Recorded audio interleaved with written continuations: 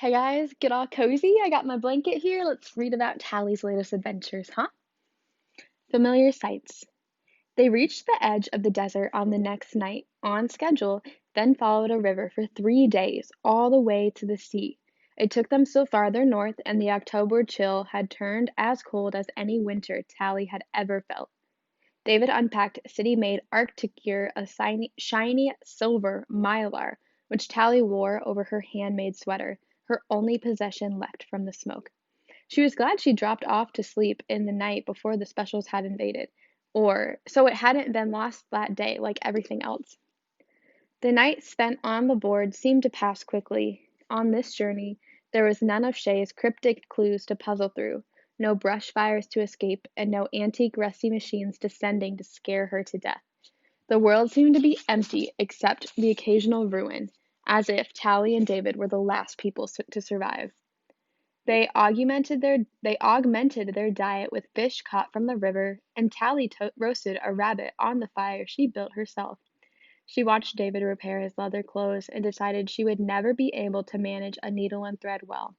He taught her how to tell time and direction from the stars, and she showed him how to open the expert software in the boards to optimize them for night travel. At the sea, they turned south, heading down the northern reaches of the same coastal railway that Tally had followed on her way to the smoke. David had said it once stretched unbroken all the way back to Tally's home city and beyond, but now there were large gaps in the track, and new cities built on the sea, so they had to travel inland more than once. But David knew the rivers, the spurs of the railroads, and other metal paths that Rusty's had left behind, so they made good time towards their goal. Only the weather stopped them. After a few days' travel down the coast, a dark, threatening mountain of clouds appeared over the ocean. At first the storm seemed reluctant to come ashore, building up its nerve over the slow 24 hours, the air pressure changing in a way that had made the hoverboards jittery to ride. The storm gave plenty of warning, but when it finally arrived, it was much worse than Tally had imagined weather could be. She'd never faced the full force of a hurricane except from within the solid structures of her inland city. It was another lesson in nature's savage powers. For 3 days, Tally and David huddled in a plastic tent in the shelter of a rock outcrop, burning chemical glow sticks for heat and light, hoping the magnets in the hoverboards wouldn't bring down a lightning strike. For the first hours, the drama of the storm kept them fascinated, amazed at its power, wondering when the next peal of thunder would shake the cliffs. Then the driving rain simply became monotonous, and they spent the whole day talking to each other about anything and everything, but especially their childhoods, until Tally was sure she understood David better than she understood anyone she'd ever known. On their third day, trapped in the tent, they had a terrible fight. Tally could never remember what that ended when David stormed out and stood alone in the icy wind for a solid hour. When he returned, it took him hours to stop shivering, even wrapped in her arms. "We're taking too long," he said finally. Tally squeezed tighter. It took time to prepare subjects for the operation, especially if they were older than 16. But Dr. Cable wouldn't wait forever to turn David's parents. Every day the storm delayed them, there was a greater chance that Maddie and Az had already gone under the knife. For Shay, the perfect age of turning, the odds were even worse. "We'll get there. Don't worry. They measured me every week for a year before I was supposed to turn. It takes time to do it right." A shudder passed through his body. Tally, what if they don't bother to do it right? The storm ended the next morning, and they emerged to find that the world's colors had been transformed.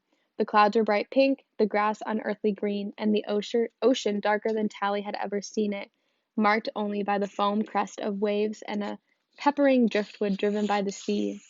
They rowed all day to make up for lost time, in a state of shock, amazed at what the world could still exist like after a storm. Then the railway turned inland, and a few nights later they reached the rusty ruins. The ruins looked smaller, as if the spires had shrunk since Tally had left them behind more than a month before, headed to the smoke with nothing but Shay's note and a knapsack full of spag bull.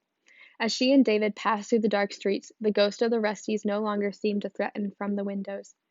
"The first time I came here at night, this place really scared me," she said. David nodded. It's kind of creepy how well it's preserved it is. Of all the ruins I've seen, it looks the most recent. They sprayed it with something to keep it up for school trips. And that was her city in a nutshell, Tally realized. Nothing left to itself. Everything turned into a bribe, a warning, or a lesson.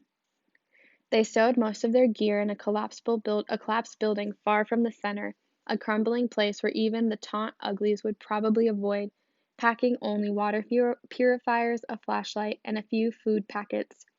David had never been any closer to the city than the ruins, so Tally took the lead for once, following the vein of iron that Shay had shown her months before.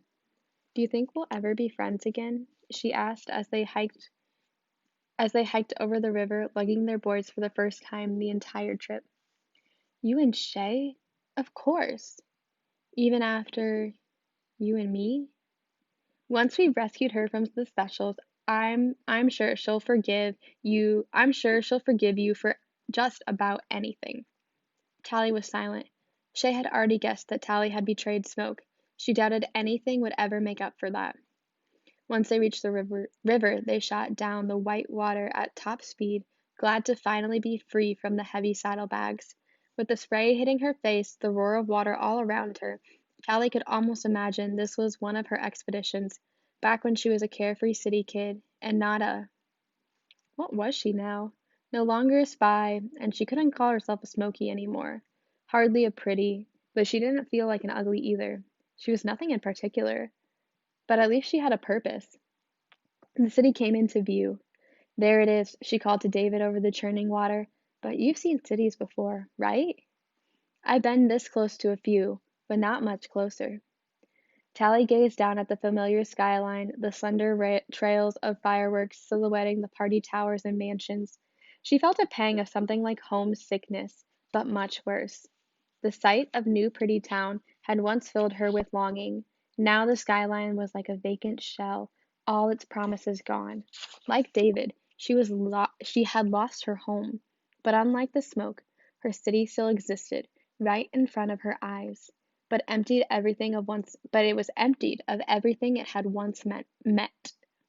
We've got a few hours before sunrise, she said. Want to take a look at special circumstances? The sooner the better, David said. Tally nodded, her eyes tracing a familiar pattern of light and darkness surrounding the city. There was time to make it there and back before daybreak. Let's go.